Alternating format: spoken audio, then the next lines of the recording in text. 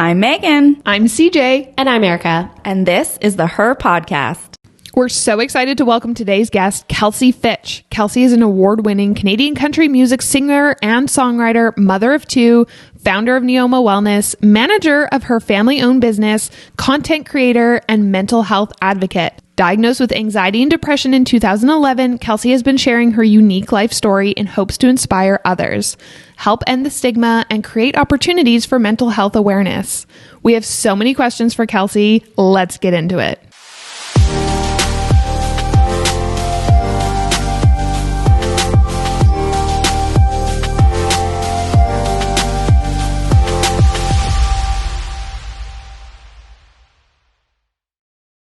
Are you a coffee drinker? Mm-hmm. But I do like one a day and I'm good. How do you do that? I know. Well, I do none a day. I have so many, no wonder I'm freaking dehydrated all the time.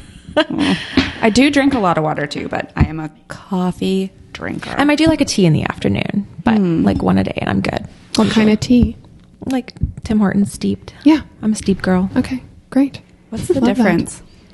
I don't know. I honestly was going to ask that, and then I felt silly. Well, a steep tea, Like I it's feel like is sat? like in the hot water, and you maybe drink it directly. Like maybe it's different if it's like in the teapot and then you pour it. Yes. It's been like pre-steeped. Oh, Yeah. I always just plop a tea bag in and keep it in there the whole time I drink it. Is that wrong? Like I do loose leaf.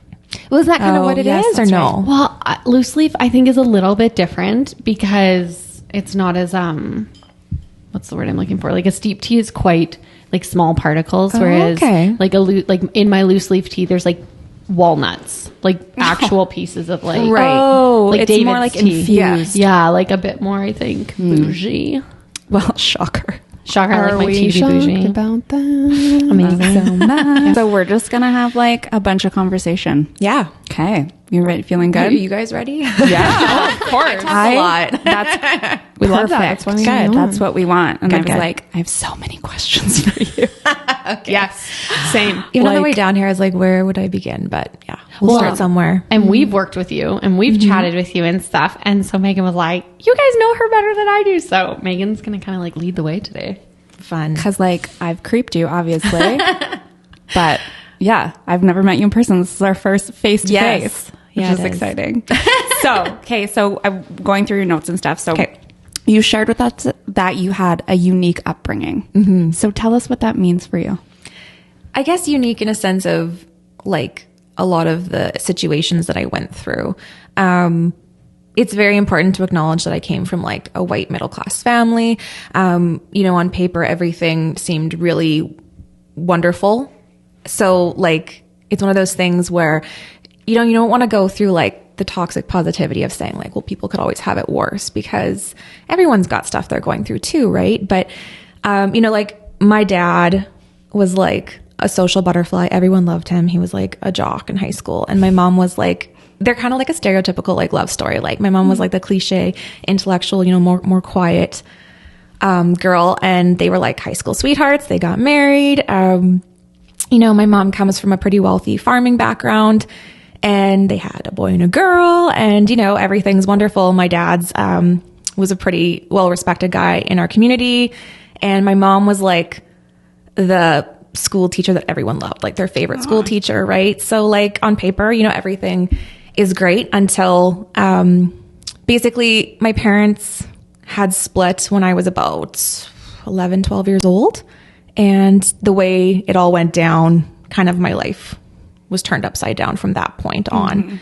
My father had actually had an affair with my mom's, sounds very like cliche small town, like, the banjo going, because everyone knows everybody in a small town. Yes. And that's the I thing, feel you. right? So my dad had an affair with my mom's first cousin, but it was also like her best friend. Oh. So like, not only was it a situation that kind of like really mixed up our family, it was like the whole community talked about it. It was like such a drama. Yeah. Well, and the hot gossip in small towns Yeah. is like, okay, like I won't lie. I love it. Yes. Right? Like I'm here for it. But Yeah. I'm also like, it spreads like wildfire and can get so misconstrued like so quickly. Yes. And as much as like, it's so amazing to be from a small town, like there's always that thing where you feel like, do people love to see you fall too? And that's kind of what happened in a sense, was this like, seemingly perfect family went through this big thing so publicly. And also like, not only, so my stepmom, which is what she became, we were a very close-knit family beforehand. So like she had 2 sons who went from being like my cousins to then we started calling stepbrothers in a weird twist. And yeah, from that point on, like it was kind of a very, I don't even know how to say it, like a tense situation for the rest of my childhood. I was going to say, like, going to school and having people talk about that. Like, I can't imagine in those formative years, right? Because you would have been in what, junior high? I was in like grade 6 or 7. Okay. And the biggest thing is that I was kind of in it alone. Yeah. My brother, so again, I have lots of brothers now, but my brother that has the same mother and father, he was a really fantastic hockey player. So he was away on hockey, billeting with families. So I was very much alone during this period. And my stepbrothers and my stepmom weren't from our community though. So it was like kind of just my mom and I, in a sense, dealing with it. And from that point on, like, I feel like I had to grow up really quick. Yeah. Did your dad leave the community? No, but he lived on a farm. Oh, yeah, okay. And also he was spending time with his new significant other in her community, right? So he wasn't really around as much. And my mom naturally was really struggling. And I kind of had to just take on like an adult role from a very young age and kind of try and keep everything together. And obviously I think that's why I'm so talkative now. And I just feel like communication is so key, because we never talked about it. We just went on with our days and Brushed it under the rug. Yeah, very much so. So that's kind of how everything started for me. And it's also, talking about mental health and mental illness. If I could pinpoint one time in my life where I noticed that I was starting to develop, unhealthy habits of like pushing my feelings down and like making myself more quiet for other people's comfortable levels, that would be it. Wow. Yeah. So that was kind of the start of my journey, if you will. Well, and like speaking on mental health, like you've been so open, right? Since I've started following you in your journey, right? Yes. And something I've really appreciated as someone who also deals with those types of things is how open you've been about what you use to help with that. So even talking about like medication, right? And being open and being like, hey, here's my pill. This is what I'm taking today, for my anxiety, for my depression. And this last month, we had a conversation in the DMs talking about you swapping your medication to a new one. Yes. Right. And what's going on in our current mental health system right now. Yeah. Well, and I think it's so important to talk about it. My biggest thing is I feel like there can never be enough, conversation and communication, and that leads to connection. And that's what everyone is really needing right now. Yes. And that was something that when all this was starting for me, that wasn't really a thing.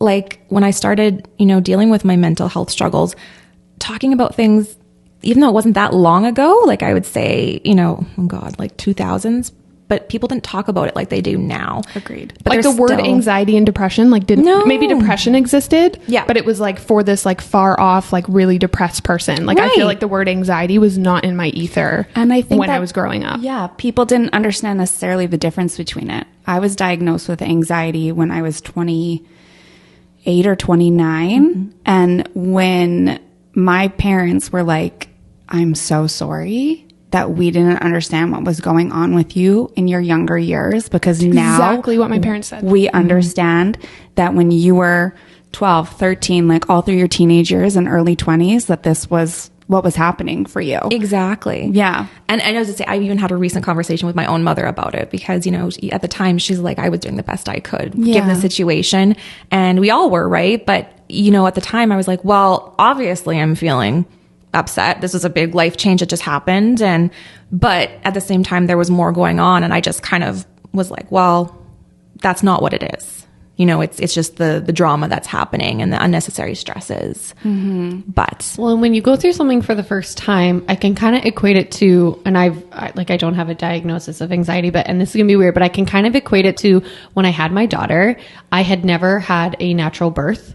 and it didn't go well. And I was in so much pain after, but I just thought that was normal. Yeah. Right. Like I was literally like, isn't this just what it is? And so Right. when you're going through something for the first time and now you have this added, like an added stress of dealing with now, not just a stressful situation, but you also have anxiety. Right. But you're like, I'm just identifying that this is all because of this one thing. And I'm not identifying that there's actually something, a different piece here. Right. And a lot of times what people don't realize too, like there's situational anxiety as well, and things that can lead to further anxiety. And like I said, that was the first point where I don't know if I necessarily had the anxiety, but it was like the starting point of where I started to develop these really unhealthy habits that would lead to my mental health declining in the future years. Yeah. So this started when you were in your early teens, which is such a hard time to be a girl or like a person, a human in general, but that's a really hard time to be a girl. And so you were pushing the feelings down. When did it start to hit for you that it was like, wait a second, this is consistent? You started noticing patterns and you were like, I need to go, speak to my doctor, or how did that unfold? Ooh, well, it's a little bit more complicated than that. Right. So I guess I could just go into it. Keep in mind when all this was happening, I was also singing. Yes. And I had a singing career at a very young age. Like I started singing when I was like 5 years old, right? my so gosh, okay. this was something I was pursuing. And more things happened as kind of time went on. So I guess I'll just get into that if you guys are okay with that. Okay, so I know that you're a former Canadian country music artist. Yes. And singer-songwriter. So you started really young. When did you start seriously in that industry? Let's start there and then. And that's actually like perfect timing for that. I started more serious when I was about 15, 16. I had started kind of entering competitions within Saskatchewan and I was winning them, and just kind of opportunities came from there. I started meeting people who wanted me to record, wanted me to songwrite. It's actually really funny because Jess Moskaluk and I are good friends. We like would directly compete with each other. Yeah. And like her and I were always in the same competitions together. It was funny because she would like win one year and then I'd win the next year. And like we even went to Canadian Idol together in the top 200 and things like that. How It was fun. That's so cool. yeah. Like, and it was a good thing. And it was a bad thing. Like her and I have talked about it now where we're like, I actually had told her, I was thinking about maybe doing a blog post about my music industry days, but I said to her, I wanted to kind of not get her permission, but talk to her about it because we both know the pressures that were put on us at that time and how we were pitted against each other. And, all those pressures that came with it were just so hard again on the mental health. And I look back at it now and it's funny because I would have all these feelings towards her, but it wasn't her. It was just me allowing myself to be swayed one way from the pressures. Right. Yeah. But yeah, I started about 15, 16 and, I would go to school though too. And then I graduated, went to university. It was really hard because I had a hard time deciding what should I be doing? Should I be chasing a music career or should I be going to university? Yeah. And then there were other things happening in my life at the time. So I'm like, when did I graduate? 2007. So yeah, like my first year university was like party central, going out. Yeah. Like still going and doing the singing thing and thinking about recording. And the biggest thing that people don't understand with recording is it is freaking expensive. Like when I did my 4-song EP, like we remortgaged our house. Wow. Yeah. Like when all is said and done, the recording itself is so much. There's promotion. You have to pay a radio tracker. I don't even know if that's how it is anymore, to be honest, but back in the day, that's how it was. And there was just so many added costs. So I wasn't rushing into the recording process. I had been approached by it and I'm like, listen, I kind of knew in my head that I had one shot to do this because I couldn't justify paying that kind of money over and over again. And so yeah, I was definitely taking my time, going to university, paying for school, right? And deciding what I wanted to do. And then in 2009, so keep in mind when all this was happening, I had a boyfriend who is my husband now. We were like high school sweethearts, but like, typical high school relationship where we were like on and off and just not the most healthy. And I had taken a year off from her we both had taken a year off. That sounds funny. We broke up for a year, decided to see other people. And we had just gotten back together in 2008. So after my first year of university, and my husband's brother so my brother-in-law, and that was my husband's only sibling, was in a serious snowmobile accident. Okay. And it left him in like a vegetative state. And we were in the hospital for 6 months in RUH. And at that time, it was like, we kind of had to make a really big decision, or more so I did, like in our relationship. I'm like, do I stay with this guy? Like, things are about to get really real here. This is a really hard time. If I'm going to be like emotionally supporting him through this, can I handle this? Or do I, move on? And like, I chose to stay with him. It was the best decision ever, but it's like we were forced to kind of grow up again really fast. And from that point on, we actually, like, he was in the hospital for 6 months in Saskatoon, and then he was given the go ahead to be discharged to go back home to a long-term care facility where he was for like 13 years before he passed away in 2020. And my husband decided to move home. Like, I had to make a decision. Am I staying in the city? Am I staying in school? What am I doing here? Trying to do music on the side. Yeah. And again, my mental health at all this time was fluctuating, but I was just constantly pushing it down because I, wanted to be there for other people in my life. And I decided to move home. My classes, I was like going in between classes and going to the hospital to visit them for as long as I could. And I was not doing well. So I made the decision, like, you know what, I'm going to move home, take some time to figure out what I want to do, what like direction I want to go in.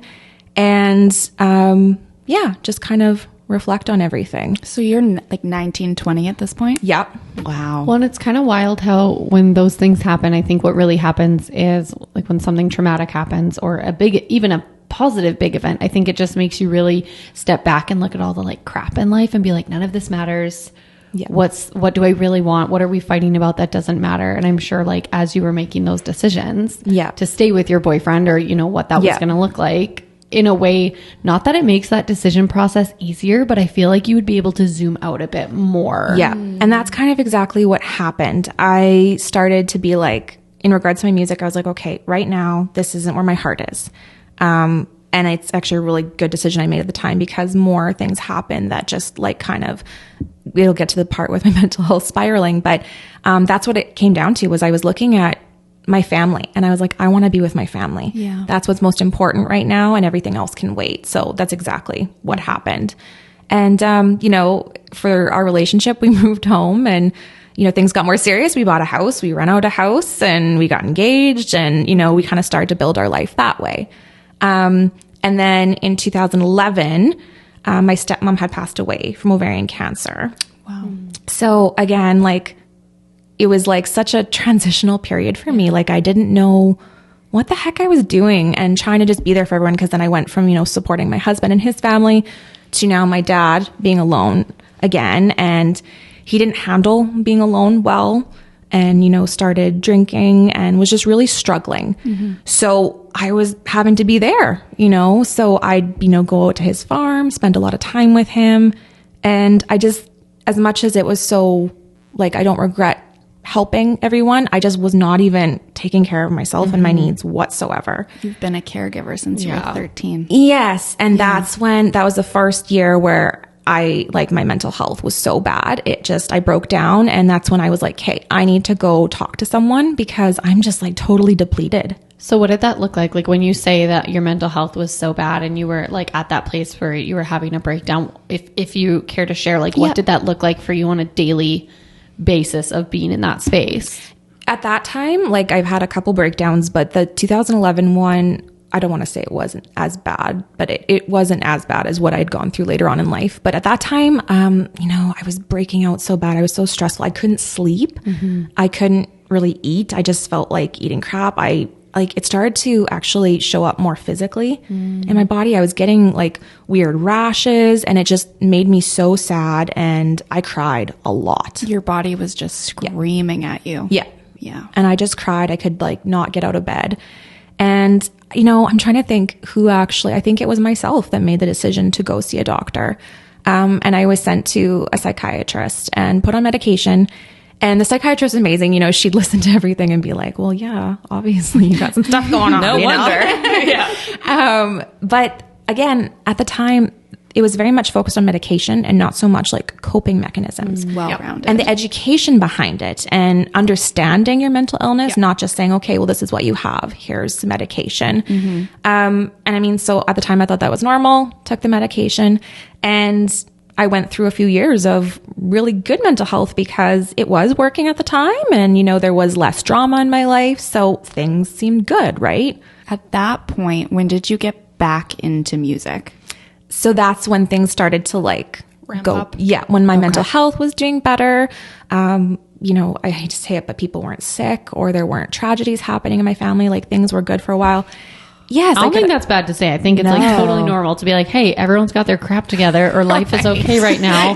So like I can do stuff. I can actually do stuff. Yeah. And so like my husband and I got married. That was like, we wanted to get married. We decided to get married away because it was just really hard for us to get married in our community, especially with everything with his brother. He just thought, you know, if we could get away and just escape everything. And after that, I was like, it's go time. Like got the wedding out of the way, like no more planning. Like my energy is strictly going into my music. And, at that time too, I'd kind of learned so many of the ins and outs of the music industry. I did a lot of reflection when, you know, all those horrible events were happening in my life. And I realized, you know, how certain people were treating me. It just like all of a sudden everything was so clear. And I was like, I don't want to be treated that way. And I want to work with people who genuinely respect me. I want to do things my way. In a sense that, you know, there was a certain style of country music that was like more radio friendly at the time. Yeah. And I was like, no, but that's not me. I'm not a powerhouse vocalist. Like I can sing, but I know my strengths. I know my weaknesses. I was more of a songwriter. Like if I had it my way, I probably would have never been on stage. I would have just like got myself more famous enough so I could like write for people and then just like sit back and let them take the songs. That would have been like so my dream. Yeah. I'm so curious on the music industry and like why are these industries, like you think about like Hollywood and these industries, it's like they're so, every time you hear people talk about them, they're like, it's so bad. So toxic. And I'm like, it's so is it hard. because people want fame so bad that the allowances for bad behavior is just like, okay, you know what I'm saying? Like it's almost like, or because people are willing to do anything, which means people can treat people any way that they want. And there's like this machine that's like, you need to do this, this, and this, and then you'll be famous. It was like, you know, the gatekeepers, to be honest, for me. Okay. It wasn't so much like other artists. It was like the people who made the decisions that would just like be mean about it. Okay. And so, for example, I was putting out more of a traditional country album. It wasn't like the pop country. And the big thing that was big at the time was bro country. And I'm rolling my eyes as I say that because like, and I Georgia, Florida line, right? Literally when I kind of stopped listening to country music, I like the older stuff. Well, and it was very frustrating for a female at the time. This is before it was a tomato gate. Did you hear about that? No. What is this? Oh boy. There was a radio programmer in the States who, you know, I don't even know exactly what he said, but he basically said that females in the music industry are just the tomatoes on the wasn't burger? I don't know what his analogy was. What? Yeah. And everyone it was very offensive. So then lots of people started standing up to this and saying, you know, we're tomatoes, but like, it was like a big thing, but we're awesome. We make that sandwich. Yeah. I don't know. Oh, maybe the BLT, like the BLT. I'm like literally, you're talking and I'm like thinking about all the things in my head. I'm like BLT, hamburger, ketchup sauce, you need it. And then, so like some radio programmers got behind it and they're like, you know, we're going to have a tomato day and they would only play female country music. So Love that. This was before though, what I was going through. So, you know, things still definitely need to change in the music industry, but I know it's come a long way. So at the time though, I was like being told specifically by record labels because I had meetings with like all the biggest record labels in Canada.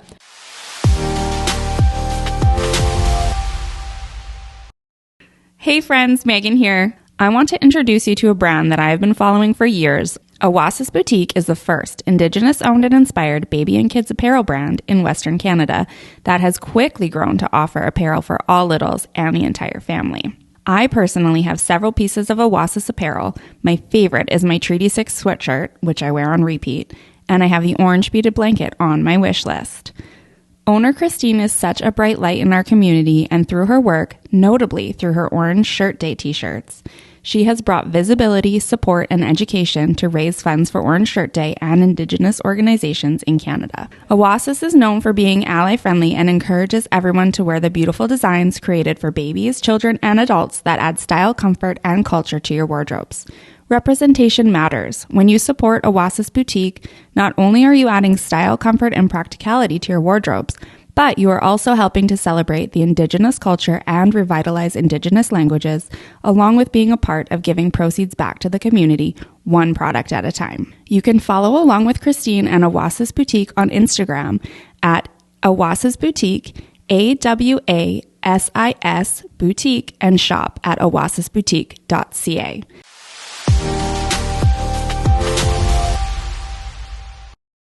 They liked my music. They were not sure if it was like radio friendly at the time because it was so different. And there was only room for one female on a record label. Wow. What? Pardon me? How many artists do they have on a record label? Oh gosh, it depends on the label. But like even some of the smaller ones would have like seven or eight. 1 to 1. Yeah. And for like, I'm so mad right now. And keep in mind, at the time, there were 2 females from Saskatchewan who were trying to go after these record labels. That's myself and Jess Moskalouk, right? So it was just a really awkward situation. And not just 2 of us, sorry, I'm saying that. But for me, in my eyes, I know a lot of the ones I was approaching, she was working with as well. And they'd say, well, we already have our female. Yeah. Mm-hmm. So things like that. And other labels too, the same thing. Actually, there's another label I had approached and they went with a guy duo, and I think they lasted like a year because the guys were partying too much and not taking it seriously. But like, well, and I think I would be so interested to know, like with the shift of the music industry, like when you were probably trying to get into, and I know nothing about this, so let's just preface that. I have no idea what I'm talking about. But what I can imagine is that back then, let's put air quotes. Yeah. Everyone had to like go to a record label to get recorded. And now you look at what's happening with like TikTok and people who can be like, I'm going to buy a mic and headphones and download a thing on my laptop and produce my own song. Yeah. And like be able to show the world how good I am without all these gatekeepers. Oh, right? It's so amazing, honestly. Yes. Like, I don't want to say, but like indie artists, like we did not have that platform. Was Instagram even a thing? I don't think so. No. I honestly, I know, like, again, we're in the social media world, so there's give and take, whatever you want. But I'm like, the biggest thing I love about TikTok is I'm like the opportunity it's giving artists to showcase their talents and get discovered by people. It's phenomenal. And people who are like, you know, maybe a new producer's like, I just found this person. Well, am I wrong with this? But I feel like Billie Eilish, her brother, produces her music for her. Oh my gosh, I didn't know that. That's amazing. Yeah, like I watched the documentary. Her documentary is so good. And it's like her family because they're all like musical and producing, and I'm like, that's amazing. That's so cool, right? Yeah, and like I didn't have any of that. Like I would go sing for, and I hate to say it, but it was always men, and they'd be like, well. Then they some of them were really good. Some of them were really mean about it. Straight up would say like, you don't have talent. That song is horrible. And like, it was just the way it was done. And then, you know, you should change the way you dress. Or I had red hair at the time because people would tell me you should have something different about you so that you stand out, because the females were all fighting to stand out amongst each other. Right. And it was just, honestly, it was such a toxic environment. And to be completely honest, like, I know a lot of people in the music industry who struggle from mental illness. There's more and more coming out about it every day. And it's just like, it's not surprising because it was a really, really horrible time, to be honest. Yeah. And I think things are changing. I don't know because I'm not really in the music industry anymore, but from what I do see, that's my biggest hope, is that people, and specifically females, are treated a lot better than they were even 10 years ago. There's a quote that when I was on your website in your bio that I just had to write it down because I thought it was so good. I realized I was wearing a mask and I would fight my whole music career to take it off. Mm-hmm. Can you expand on that a little bit? Well, and that's deep, Kelsey. Oh, yeah. I was like, we need to talk about this because wow. Well, that's what it came down to, was I had to fight between like who I am and what I wanted to do and what they wanted me to do. And I was scared to talk too much. I was scared to share my stories. Like, you know, people would say, since I've started doing social media, influencing and talking more, people thought they knew me before that from my music days. They're like, oh, I saw you sing. I saw you. And I'm like, that was just scratching the surface. And I was only saying what I could say and what I thought was socially acceptable. Yeah. Because to be honest, I don't think even if I would have talked about my mental health struggles back then, that would have been accepted. No, probably wouldn't. They would have, people who maybe wanted to work with me would have maybe saw me as unstable or like potentially problematic if I had a breakdown. Like that would not have been a safe space at all, which again, it's not like that anymore. But at the time, that's what it was, right? Well, it's nice to see that is evolving. I'm sure there's still a long way to go, like in a lot of industries as well. But when you decided to start your social media, were you like, I'm going to be me right from the get-go? Yes. This is me? Very much so. I love that. That's when I decided, that's when I was like, when I decided to take a step back from the music industry, it was so hard. Especially, again, being in a small town. I don't want to say like small town famous, but everyone knew me as like the singer girl in our small town. Right. Or like Mrs. Fitch's daughter because she was such an awesome teacher, right? So cute. And like still to this day, I will see people and they'll be like, oh, so you're not singing anymore? And I'm like, you know what? No, like it just didn't make me happy anymore. And they're like, oh, but I'm like, you know what? I'm really happy though. Like I'm doing all these things. I'm like, yeah, that's too bad. Right. Cause, you could have been famous. Right. And they just don't understand. So the biggest thing was I was just like, no, that's not me. Everything about that, other than the songs, what I wrote and how I had them produced, I had ended up working with an amazing producer actually here in Saskatoon. He heard me. He made me feel seen. The hardest part about my music is that I don't play an instrument. So when I songwrite, I am strictly hearing a melody and what I hear in my head that it should sound like, which is extremely hard to convey that to people, what I'm hearing. I had a guitar player that I worked with named Sean Blackman, and he could help get that out. And this producer, Bart McKay in Saskatoon. So I had good people in my corner, but then, it was just hard not to fall to the pressures of people wanting things changed and done a certain way. So like I said, when I stepped back and the social media influencing decided to happen, that was actually though after kind of my big breakdown. Okay. So I don't know if you want to. Yeah. We want to hear everything you have to say. Honestly, I'm literally on the edge of my seat. See, I talk a lot. That's good. It's great. More. So yeah, better than having someone just like sit in silence. Be like, this is awkward. ASMR. Yeah. So after I stepped back from the music industry, I actually had my children. Well, my son first in 2016, and that obviously was like took up all my time. Mm-hmm. I always say too, like, I knew I wanted kids. I'm not like a very naturally maternal person. And I was like, oh, one for sure, maybe two. And when I say that is I mean like, I don't really like kids.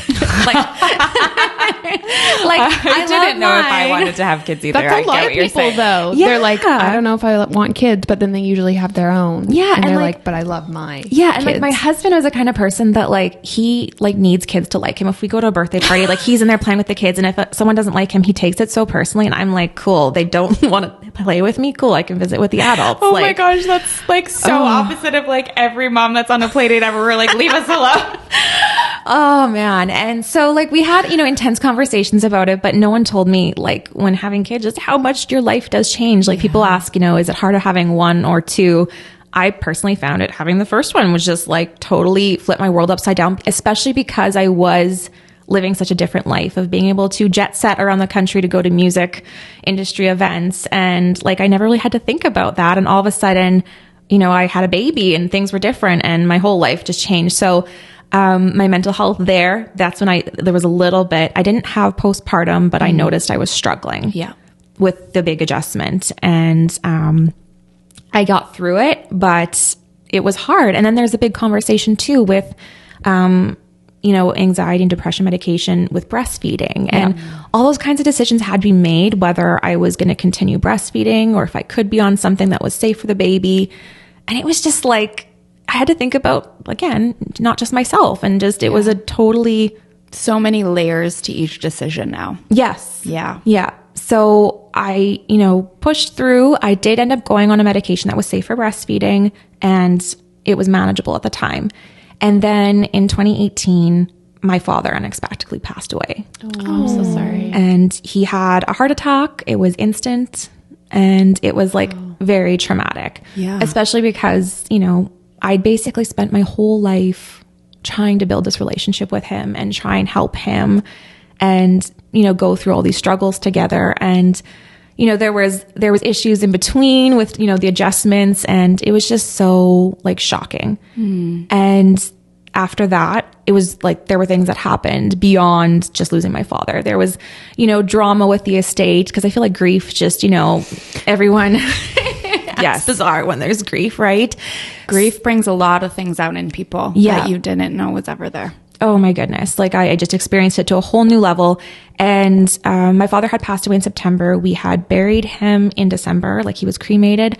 And it was like after that burial, then I let go again. And then I started to be like, this is the same thing that happened in 2011, but like a million times worse, to the point where then I felt extra guilty because I had a child and I didn't want my son to see this, which now is not something I say.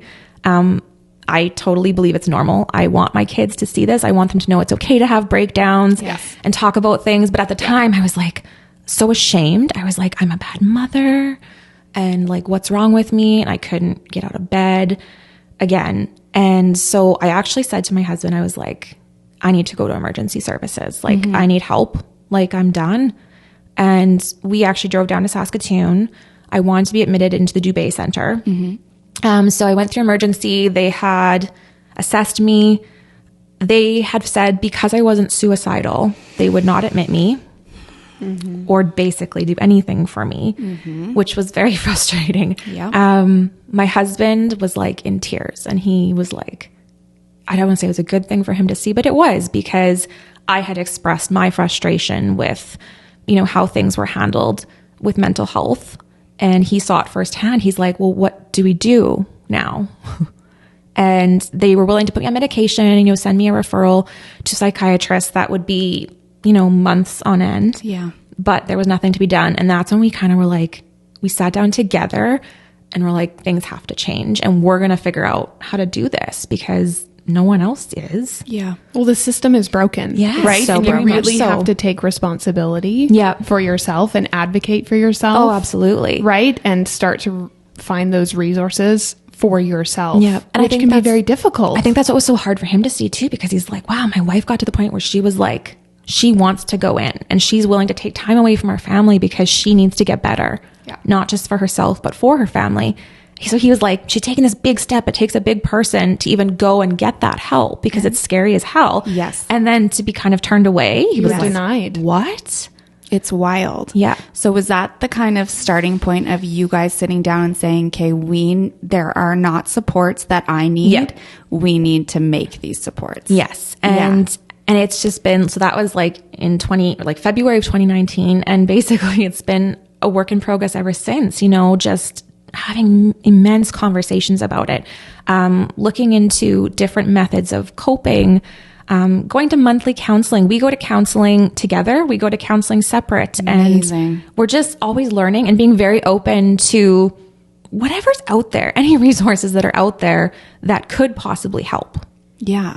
So tell us a little bit about your passion project. What's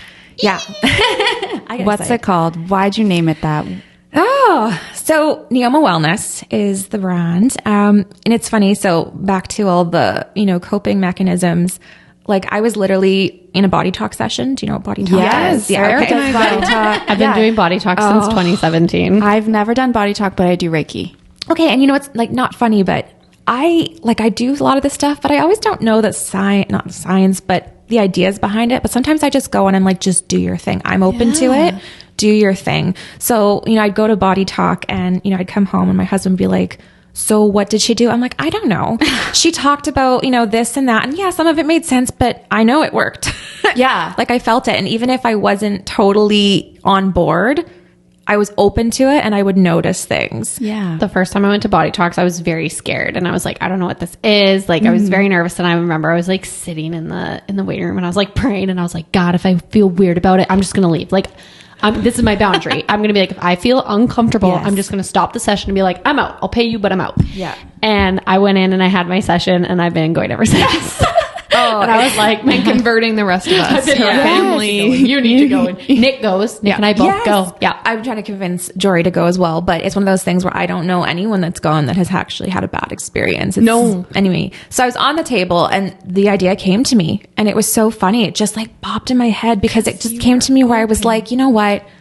I have a lot of resources, a lot of connections. And so at that time though, so I was gonna say, this is this year that I started. Well, I was gonna say it's fairly new, but it feels like it's just been around. Well, and I feel like it's something that I was building like subconsciously, but I didn't know. Yeah. So when I had started my influencing account in 2021, you know, that was a big thing. I started talking about my mental health. I told my husband, if I'm going to do this, I'm going to be open about it, because that was kind of one of the things we talked about after my breakdown. Was I said, I want to help other people. I want to be open. I want to share, you know, the joys and the struggles of everyday motherhood, being an entrepreneur, mental health, like everything.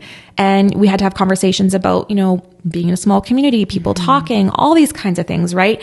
So, but looking back, I'm like, I was building it. I just didn't really know it at the time. That's what was happening. So the more and more I was sharing, the more people were reaching out to me and being like, I feel the exact same. And this is my experience. And this is what happened. And I just, the connection, like, you know, even meeting you ladies, like through social media, like I know it has a bad reputation sometimes, but the connection you can make with people like who are really complete strangers and who have similar interests and values is amazing. Seriously. Yes. Instagram really, like, and I mean, social media in general can really provide a platform for us to share our experiences. Yes. And through shared experiences, you form those connections. And that's why when people ask me about social media and they're like, you're so invested in it, I'm like, I equal parts love it and equal parts really don't like it. I'm like, because there's so much good and there is toxic, but I think sometimes the good can outweigh absolutely the bad. Well, and what are you giving your energy to? Yes. What are you focusing on? Oh, for sure. And so I'd already been building this community on there. I had connections then through social media influencing, as well as for my time in the music industry, because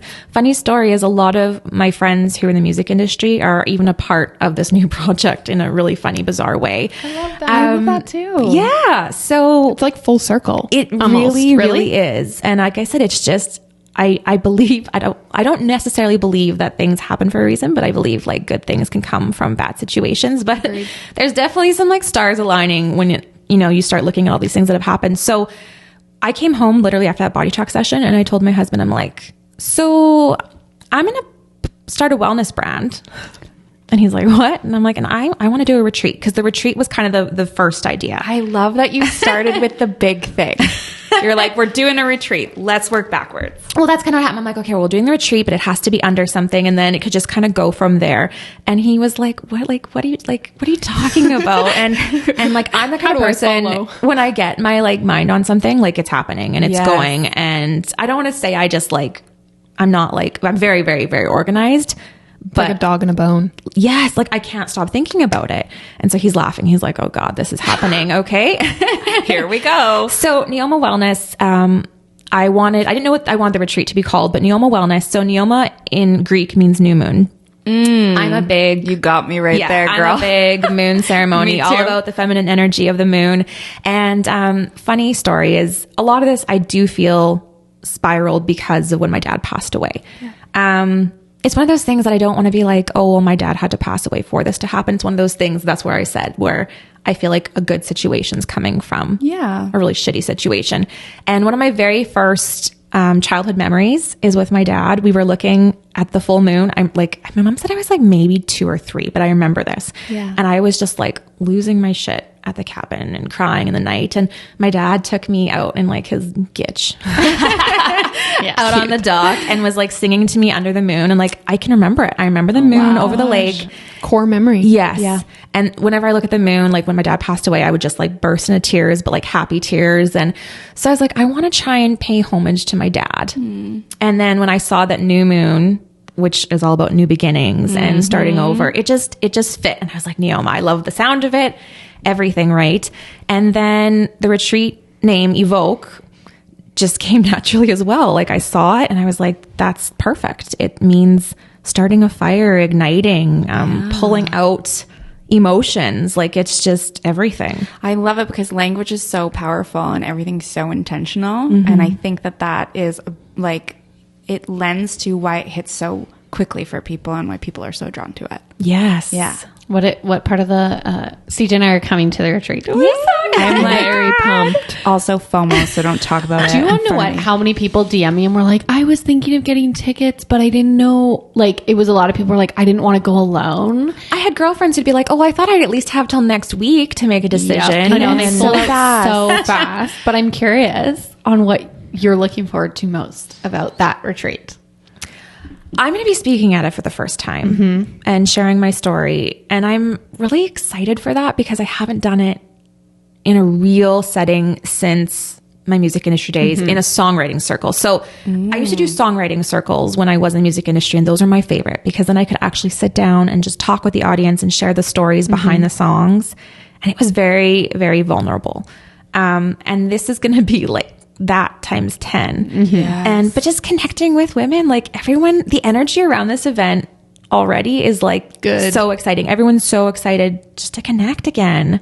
Well, I shouldn't speak for everybody, but I can speak for us. And I feel like we're really like, when we talk about it, I think people probably feel the way we do, which is like very excited to invest in ourselves and to be like, you know, how I'm going to go to this thing and invest in me and my mental health. And I'm going to learn something, and I'm going to like, I don't know, it's like invigorating, right? Well, the whole idea behind the retreat was that, like, when I was starting to kind of look into my own wellness journey, and that's what Neoma Wellness focuses as well.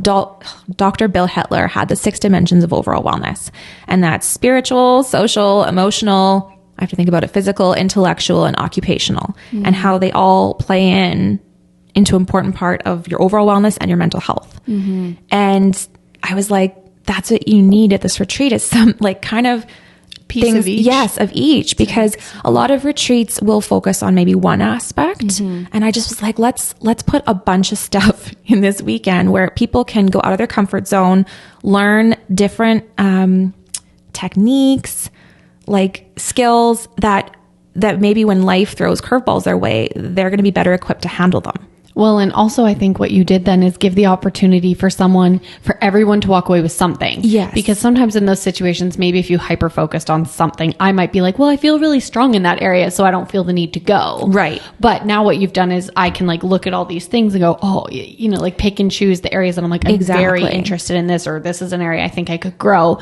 And so you're giving a lot of opportunity. Exactly. Let everyone dabble in a little bit of everything to decide what would work for them, because some people might be like, you know what, that's not my thing. Or maybe they don't even know it's not their thing because they've never tried it.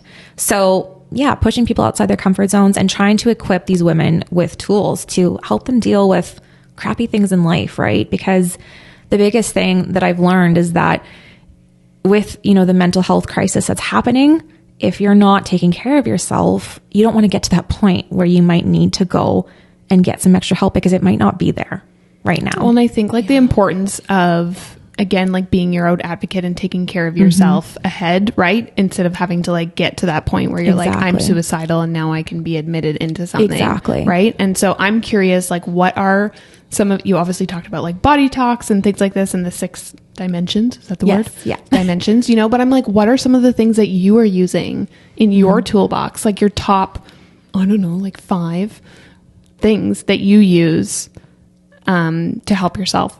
Honestly, well, I dabble in everything.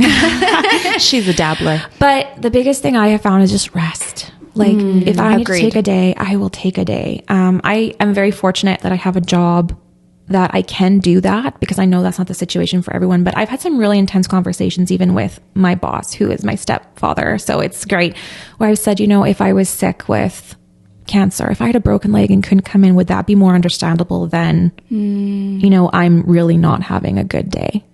And, you know, we've had some really great conversations about how I hope it's more accepted in, you know, more workplaces, that is a thing. And just because you can't physically see something doesn't mean that someone's not going through it. But yeah, I just will take a day to rest. If I take a day, though, it's like very intentional. Like I will sleep, I will make sure to massively hydrate, eat healthy, meditate, just like journal. Journaling has become huge for me. Getting my thoughts down. And are you a daily journaler? no, It's very sporadic. Yeah. I would love to say I'm daily. I try and it just doesn't happen. But yeah, just taking that time to be really intentional and focus on myself. And then the next day I feel fantastic. That's amazing. Yeah. Those are really great tools. A reset. Yeah. So how do you know when you're getting to that point? Are you like, okay, I can see I'm approaching a danger zone. Yeah. I'm going to schedule in some days, or are you still trying to figure out, because myself, I'm very aware of what my capacity is. Yeah. But I've run into this week, you know, I'm just like, okay, the busyness of the last 2 months is really catching up to me. Mm-hmm. I need to kind of play catch up, or like I should have done this, that, and the other. And instead of beating myself up, I'm like, okay, we've realized it now. What can I start doing immediately? Yeah. Are you more like, I can see it coming, or you're like, shit, I'm in it? Okay. So the biggest thing, I have to talk about this because it totally, I went to my counselor and I had this conversation recently because I was like, I don't have my shit together. I still have days where same thing. I would love to be like, yes, I do this and I'm perfect and I don't. But I said, who am I to be putting on, you know, a retreat and talking about all the things I do if I sometimes feel like I don't have it together? And he's like, well, first of all, it makes you human and it makes you extremely relatable and nobody's perfect. Like, he's like, how do you think counselors feel? We're telling people, you know, all the time, these are the things you should be doing. But he's like, do you think we all have it together? Like, no. And I'm like, oh, that seems like a very obvious. Maybe I shouldn't be paying you as much. You're like, well, Bill, pushing your chair. You're like slowly getting up from the couch. No, just kidding. But I still have like, it's just an ongoing process. So then he used the analogy of like dealing with your mental health as like a dog and a bone. He's like, okay. And I was like, where is he going with this? He's like, if you take a bone and you bury it and it's good for a while, but it's going to resurface. And then the dog takes the bone and is going to have to work on it and gnaw it down a little bit more and more and more. Then it'll bury it again. And then there'll be a period of it being okay until it resurfaces again. And you just have to keep gnawing that bone down. And he's like, that's how mental health works. Like it's an ongoing process and you're going to keep learning. And I was like, that's fantastic. I love that. Well, and we're really big believers here. And I feel like even in our separate businesses from each other, but we like don't believe in, like, I think when we wrote, we're like, balance is bullshit. Like, we're like, to have this idea of like a balanced lifestyle, I'm like, it's not true. No. I think you can find balance on certain days. I think you can feel well balanced. Mm-hmm. But I'm like, I will fail every day at something. Yeah. I will give more energy to my work or to my kids. You know, to think that it will be equal, it can't. Yeah. And so I think we really believe in like this ebb and flow, which means some days your mental health, you'll be like, I'm feeling great. And then some weeks you'll be like, this is not it for me, right? Well, and that's how life is in general. Like, you know, talking about my life, you know, sometimes things can be really good and sometimes things can be really crappy. That's just how life works, right? So I just feel like the more you can be equipped to deal with it, the better. Just so that, you know, maybe when it is like a down day, it's not so bad for so long. And you recognize it, you sit in it and you're like, hey, this is what it is and I need to deal with it and move on. So that's kind of what I am going into this with that approach. Like speaking with Neoma Wellness, everything, I'm trying to be like, I'm not perfect. I do not have it together and I have breakdowns and I have bad days. And I would love to be like, yes, you know, I'm eating healthy all the time and I'm meditating. And there's weeks where I'm like, I'm not doing any of that crap because I don't want to. Well, and the good news is I do think we're in this space and we're moving towards the space of people really wanting real and they want relatable. And they're like, I don't want to follow along with someone who has it so perfectly together that I can't even begin to attain it. Right. But when someone's like, hey, this is, you know, ideally what I would like my mornings to look like. But let me tell you, like, it doesn't always go like that. Right. Exactly. Or maybe this is my one thing I do every day and it's one thing. Right. But I think you're in a space where people are really going to appreciate the openness that life isn't always perfect. I think the biggest thing, you know, when you're trying to keep it together a little bit is like, you're right, keep it to one thing.